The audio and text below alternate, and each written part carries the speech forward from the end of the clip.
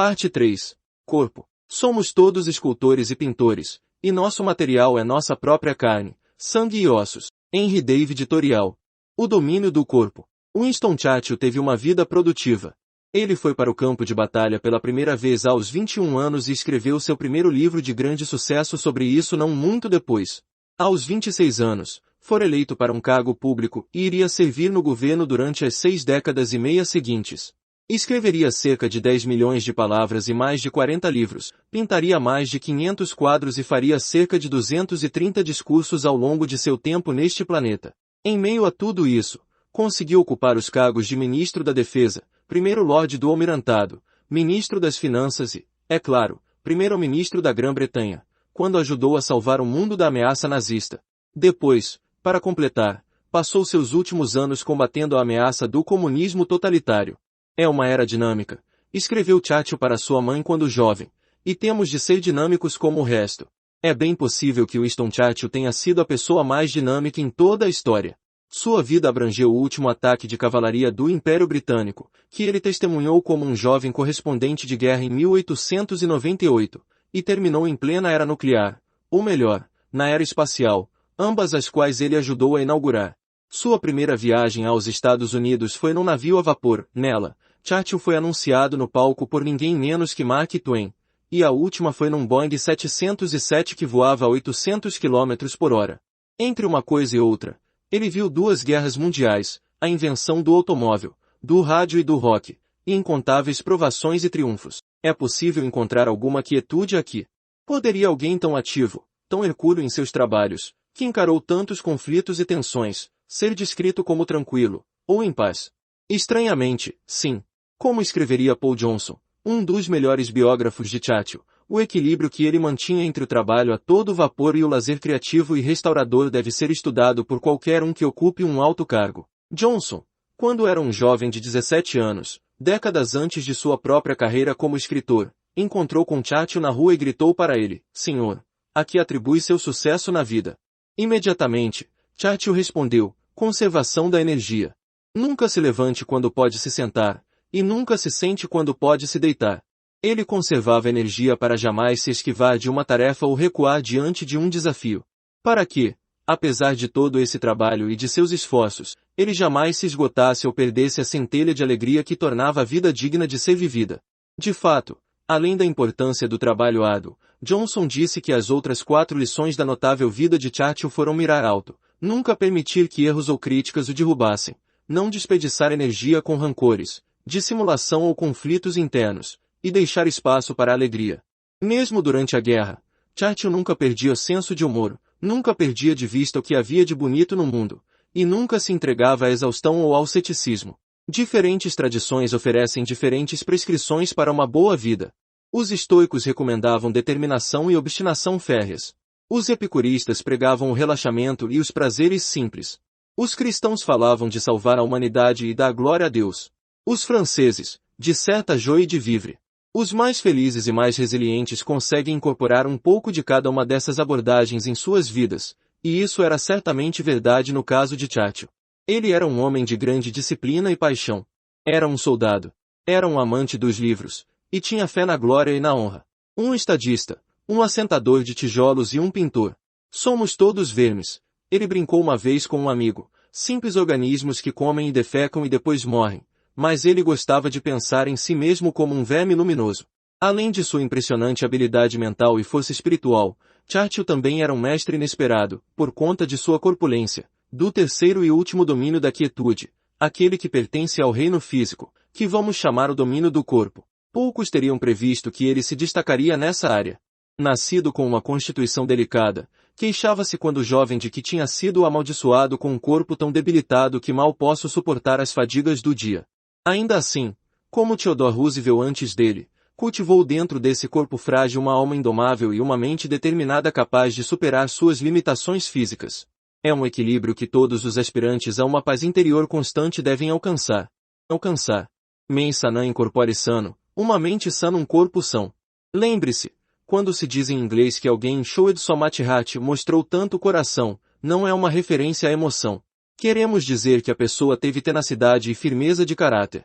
A metáfora é de fato enganosa, quando pensamos melhor a respeito. É realmente a medula, a coluna vertebral, que está fazendo o trabalho. O jovem Churchill amava a palavra escrita, mas, divergindo do caminho tradicional de um escritor, não se trancou com livros numa velha biblioteca empoeirada. Pôs seu corpo em ação. Servindo ou atuando como observador em 3 guerras consecutivas, fez seu nome narrando as façanhas do Império, primeiro como correspondente de guerra na África do Sul durante a Guerra dos Boeres, na qual foi feito prisioneiro em 1899 e escapou por pouco com vida.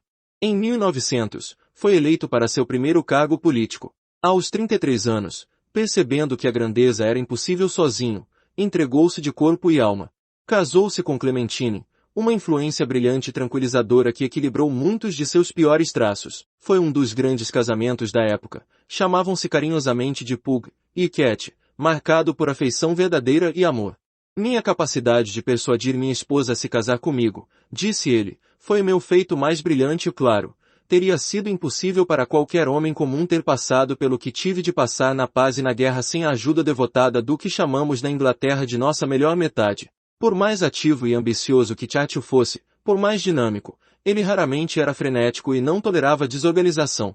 É quase um desmancha-prazeres descobrir que os espirituosos ditos infames e comentários engenhosos de Churchill eram de fato muito treinados e ensaiados. Ninguém sabia o esforço que demandavam, disse ele, nem o esforço necessário para fazer com que parecessem espontâneos. Toda noite, contou, julgo a mim mesmo como numa corte marcial para ver se fiz alguma coisa eficaz durante o dia. Não me refiro a apenas ficar ciscando, qualquer um pode fazer isso, mas a alguma coisa realmente eficaz. Como escritor, era incrivelmente prolífico. Enquanto ocupava cargos públicos, Churchill conseguiu publicar 7 livros só no período entre 1898 e o fim da Primeira Guerra Mundial. Como fazia isso?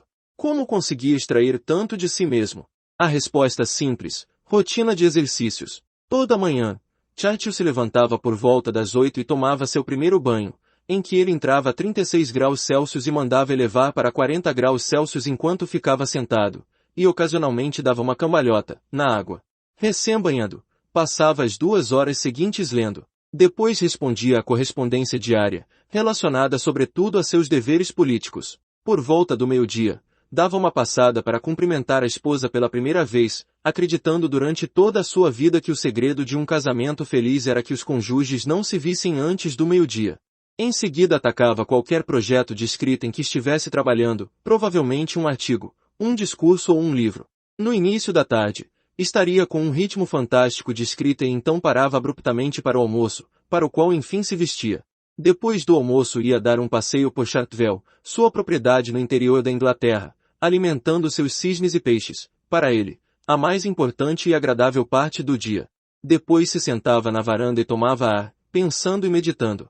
Para inspiração e serenidade, podia recitar poesia para si mesmo. Às 3 da tarde era hora de dormir uma sesta de 2 horas. Depois da sesta, era a hora da família. Depois, um segundo banho antes de um tardio jantar formal à mesa. Depois das 8 da noite. Após o jantar e drinks, mais um arranco de escrita antes de ir para a cama. Era uma rotina que ele mantinha até no Natal.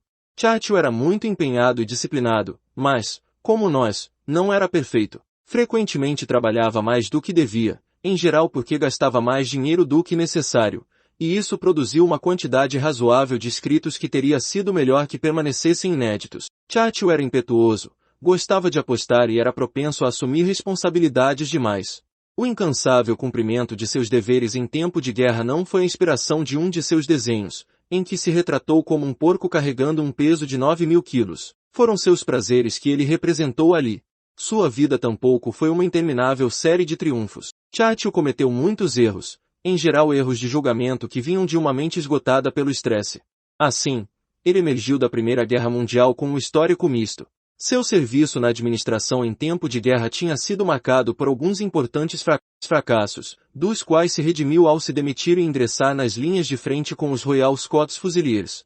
Depois da guerra, foi chamado de volta para servir como secretário de Estado da Guerra e do Ar e depois secretário de Estado para as colônias. Em meados dos anos 1920, Churchill estava servindo como ministro das Finanças, um cargo que estava acima da sua competência, ao mesmo tempo que tinha também assinado o contrato para produzir um relato da guerra de 3.000 páginas em 6 volumes, intitulado The Old Crisis. Deixado por sua conta, ele poderia ter tentado encarar essa incrível carga de trabalho. Mas as pessoas à sua volta viram o preço que suas responsabilidades estavam lhe cobrando e, preocupadas com um possível esgotamento, instaram-no a encontrar um hobby que pudesse lhe proporcionar um mínimo de prazer, satisfação e descanso. Lembre-se do que eu disse sobre descansar dos problemas atuais, escreveu-lhe o primeiro-ministro Stanley Baldwin. Um grande ano logo começará, e muito depende de você se manter em forma. Seguindo a típica maneira churchilliana, ele escolheu uma forma inesperada de lazer, a alvenaria. Após aprender o ofício com 2 empregados em Chartwell, imediatamente se apaixonou pelo processo lento e metódico de misturar argamassa, aplicar com espátula e empilhar tijolos. Ao contrário de suas profissões, escrita e política, a alvenaria não desgastava seu corpo, mas o revigorava. Churchill era capaz de assentar nada menos que 90 tijolos em 1 hora. Como ele escreveu para o primeiro-ministro em 1927, tive um mês delicioso construindo um chalé e ditando um livro, 200 tijolos e 2.000 palavras por dia. Ele também despendia várias horas por dia com seus deveres ministeriais. Um amigo observou como era bom para Churchill pôr os pés no chão e estar em contato com a terra. Esse era também um tempo precioso que ele passava com sua filha mais nova, Sarah, que carregava obedientemente os tijolos para o pai como sua adorável e amada aprendiz. Um momento sombrio na Primeira Guerra Mundial inspirou outro hobby, a pintura a óleo. Churchill foi apresentado a ela por sua cunhada, que, sentindo que o político era uma chaleira pitando de estresse, entregou-lhe um pequeno jogo de tintas e pincéis com que seus filhos pequenos gostavam de brincar. Num livrinho intitulado Painting as a Pastime Pintura como Passatempo, Churchill falou eloquentemente sobre realizar novas atividades que usem outras partes da mente e do corpo para aliviar as áreas em que estamos sobrecarregados. O cultivo de um hobby de novas formas de interesse é, portanto, uma conduta de importância capital para um homem público, escreveu. Para ser realmente feliz e estar de fato seguro, deve-se ter pelo menos 2 ou 3 hobbies, e todos eles devem ser reais. Churchill não era um pintor particularmente bom, sua alvenaria era muitas vezes corrigida por profissionais também, mas mesmo uma olhadela em suas pinturas revela o quanto ele se divertia enquanto trabalhava. É palpável nas pinceladas. Simplesmente pintar é muito divertido, diria ele. As cores são lindas de se ver e deliciosas de se espremer. Desde cedo, Churchill foi aconselhado por um pintor renomado a nunca hesitar diante da tela, isto é, pensar demais, e ele levava isso a sério. Não ficava intimidado ou desencorajado por sua falta de habilidade, só isso podia explicar a audácia necessária para acrescentar um camundongo a uma pintura de valor inestimável de Peter Paul Rubens pendurada numa das residências do primeiro-ministro. Pintar era uma expressão de alegria para Churchill. Era lazer, não trabalho. A pintura, como todos os bons hobbies, ensinava aquele que a praticava a estar presente. Esse elevado senso de observação da natureza, escreveu ele, foi um dos principais prazeres que experimentei através da tentativa de pintar. Por 40 anos, ele foi consumido pelo trabalho e pelas próprias ambições, mas, por meio da pintura, sua perspectiva e percepção ficaram muito mais aguçadas. Obrigado a desacelerar para montar o cavalete, misturar as tintas e esperar que secassem, ele via coisas que antes teria ignorado. Essa foi uma habilidade que Churchill cultivou ativamente, aumentando sua consciência mental por meio de exercícios físicos. Ele começou a ir a museus para ver pinturas, depois esperava um dia e tentava recriá-las de memória. Ou tentava capturar uma paisagem que vira depois de deixar o local, hábito semelhante ao de recitar poesia em voz alta. A pintura desafiava seu intelecto, apelava para suas noções de beleza e proporção, liberava seu impulso criativo e lhe trazia a paz, observou sua amiga da vida toda, Violet Bonham Carter.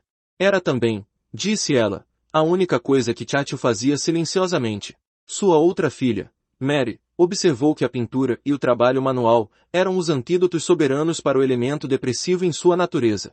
Churchill ficava feliz porque saía da própria cabeça e punha o corpo para trabalhar. Como isso se revelou necessário, porque em 1929 sua formidável carreira política chegou de repente ao que pareceu ser um fim ignominioso. Expulso da vida política, Churchill passou uma década num pseudo-exílio em Chartwell, enquanto Neville Chamberlain e uma geração de políticos britânicos apaziguavam a crescente ameaça do fascismo na Europa. A vida faz isso conosco. Ela nos derrota. Tudo pelo que trabalhamos pode ser tirado de nós. Todos os nossos poderes podem se tornar impotentes num instante. O que vem em seguida não é apenas uma questão do espírito ou da mente, é uma questão física real. O que você faz com o seu tempo? Como você lida com a vertigem das mudanças bruscas? A resposta de Marco Aurélio foi que, nessas situações, devemos amar a disciplina que conhecemos e deixá-la nos apoiar. Em 1915, cambaleando em consequência do fracasso da campanha de Gallipoli, Churchill escreveu que se sentia como um monstro marinho pescado das profundezas, ou um mergulhador içado de forma súbita demais. Minhas veias ameaçavam rebentar com a perda de pressão. Eu tinha grande ansiedade e nenhum meio de aliviá-la, tinha convicções veementes e pouco poder para pô-las em prática. Foi então que ele começou a pintar e, em 1929, experimentando uma queda brusca semelhante, retornou à disciplina e aos hobbies em busca de alívio e reflexão.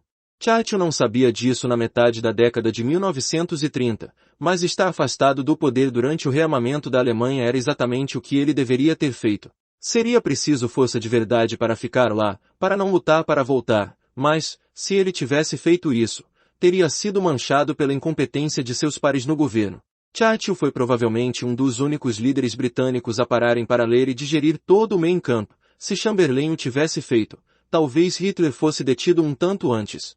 Esse tempo permitiu a Churchill se dedicar ativamente às suas carreiras na escrita e no rádio, o que o converteu numa celebridade querida nos Estados Unidos, e preparou o país para sua aliança final com a Grã-Bretanha. Ele passava o tempo com seus peixes dourados, seus filhos e suas tintas a óleo. Além disso, Churchill precisou esperar. Pela primeira vez na vida, com exceção daquelas tardes na varanda, ele tinha de não fazer nada. Teria ele sido o outsider chamado de volta para liderar a Grã-Bretanha em seu melhor momento se tivesse permitido que a indignidade de seu exílio político lhe dominasse a mente, penetrasse em sua alma e o compelisse a usar de expedientes para voltar à notoriedade naqueles anos. Poderia ele ter tido a energia e a força aos 66 anos para carregar o país nas costas e liderar sem aquela década supostamente perdida?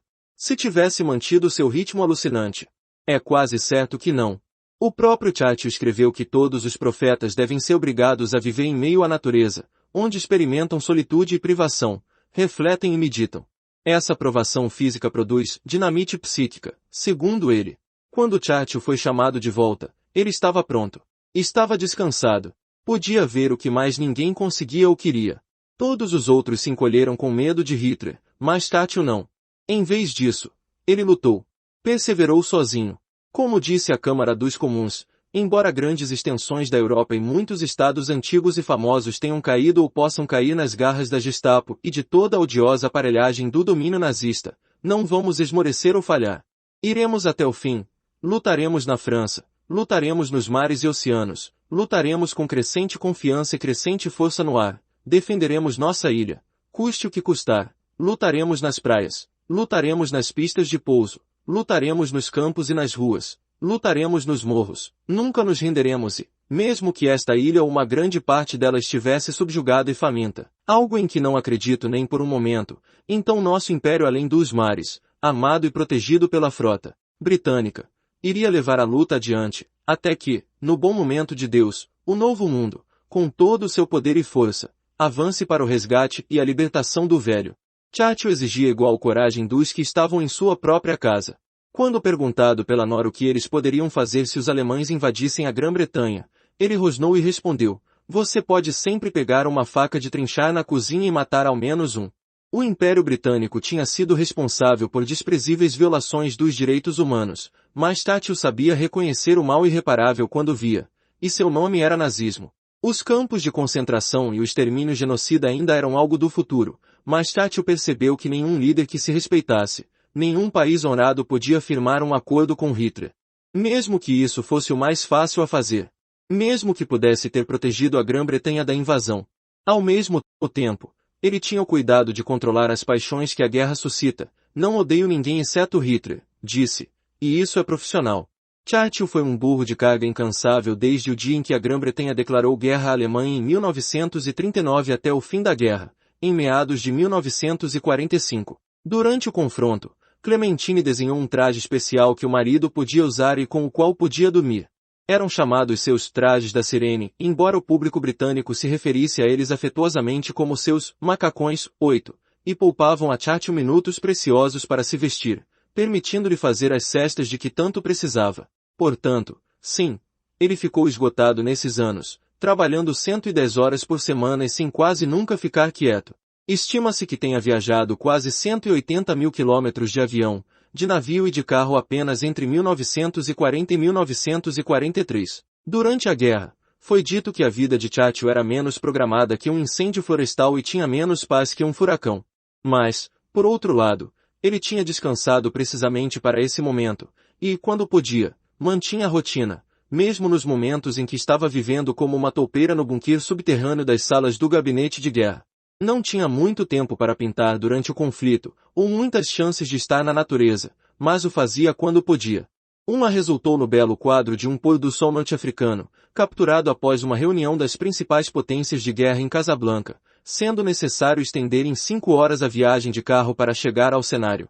É improvável que qualquer outro indivíduo tenha algum dia feito mais do que ele para salvar ou promover as noções sagradas para a civilização oriental ou ocidental. E como Churchill foi recompensado por esses esforços, por tudo que tinha feito. Em 1945, foi excluído do cargo. Ao saber da notícia, Clementine tentou consolá-lo dizendo, talvez seja uma bênção disfarçada. Ao que ele respondeu, deve estar muito bem disfarçada. Ele estava errado. Ela estava certa, como de costume. Não só porque permitiu que Churchill escrevesse sua série final de memórias, Memórias da Segunda Guerra Mundial, que firmou e ensinou as lições que impediram o mundo de se desviar bruscamente para a autodestruição desde então, mas porque ele permitiu mais uma vez descansar e se equilibrar. Podemos ver fotos dele pintando em Marrakech em 1948, no sul da França nos anos 1950. Ao todo, ele pintaria 550 quadros em sua vida, sendo 145 depois da guerra. Foi, no fim das contas, uma vida de muita luta e sacrifício, em grande parte ingrata e incompreendida. Foi produtiva, mas a um elevado custo pessoal. As mesmas tarefas e responsabilidades teriam esgotado e consumido uma dúzia de pessoas normais. Valeu a pena? Perguntou um herói exaurido no único romance de Churchill. A luta, o trabalho, a urgência constante dos assuntos, o sacrifício de tantas coisas que tornam a vida fácil, ou agradável, para quê? Ele escreveu isso quando era jovem, quando era ativo e ambicioso, mas ainda não verdadeiramente comprometido com o serviço público. No futuro, estendiam-se 55 anos no parlamento, 31 anos como ministro e 9 como primeiro-ministro. Os anos à frente lhe mostrariam o verdadeiro sentido da vida e o que significava realmente lutar por causas que importavam. Ele experimentou tanto o triunfo como a catástrofe. E no fim da vida veio a saber que tudo valerá a pena, e certamente todos nós que estamos vivos hoje somos gratos por esses esforços. De fato, suas últimas palavras foram uma confirmação disso. A jornada foi agradável e valeu a pena fazê-la, uma vez. Epicuro disse certa vez que os sábios realizarão 3 coisas em sua vida: deixar obras escritas, ser financeiramente prudentes para o futuro, e apreciar a vida no campo. Isto é, seremos contemplativos, seremos responsáveis e moderados, e encontraremos tempo para relaxar na natureza. Não se pode dizer que Churchill não fez essas coisas bem, mesmo admitindo que desfrutou a vida quando pôde se permitir fazê-lo. Comparamos essa descrição com as 3 palavras que Aristóteles usou para descrever a vida dos escravos em seu tempo: trabalho, punição e comida. De qual dessas coisas estamos mais perto no mundo moderno? Qual desses é o verdadeiro caminho para a felicidade e a quietude? Ninguém pode se permitir negligenciar o último domínio em nossa jornada para a quietude. O que fazemos com nossos corpos? O que colocamos dentro de nossos corpos? Onde moramos? Que tipo de rotina e programação mantemos? Como encontramos lazer e alívio das pressões da vida? Se quisermos ter metade da produtividade de Churchill e conseguir capturar a mesma alegria, entusiasmo e quietude que definiram sua vida, há traços que precisaremos cultivar. Cada um de nós deve superar limitações físicas, encontrar hobbies que nos permitam descansar e repor as energias, desenvolver uma rotina disciplinada e confiável, passar um tempo fazendo atividades ao ar livre, buscar reclusão e perspectiva, aprender a ficar sentado, a não fazer nada nos momentos certos, dormir o suficiente e refrear a compulsão por trabalho, comprometer-nos com causas maiores do que nós mesmos. Como se costuma dizer, o corpo não se esquece. Se não cuidarmos de nós mesmos fisicamente, se não nos alinharmos da forma adequada, não importa o tamanho da nossa força mental ou espiritual. Isso vai exigir esforço, pois não vamos encontrar nosso caminho para a paz simplesmente através do pensamento. Não podemos rezar para que nossa alma fique em melhores condições. Temos de nos mexer e viver para encontrar a paz. Precisaremos do nosso corpo, nossos hábitos, nossas ações, nossos rituais, nosso autocuidado, para pôr a mente e o espírito no lugar certo, Assim como precisaremos da nossa mente e do nosso espírito para pôr o corpo no lugar certo. Trata-se de uma trindade. Uma trindade sagrada. E cada parte depende das outras.